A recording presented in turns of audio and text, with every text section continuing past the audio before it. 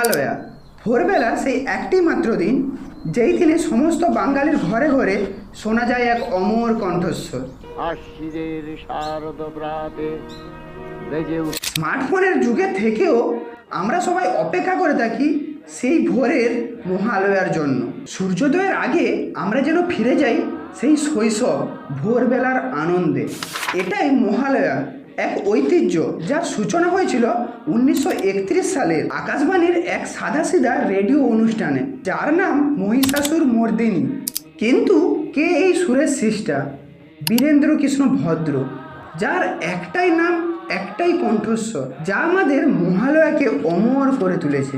যার কণ্ঠে মহিষাসুর মর্দিনী আমাদের শোনায় দেবী দুর্গার গল্প, অসুর মহিষাসুরকে বধ করার এক পৌরাণিক যুদ্ধ।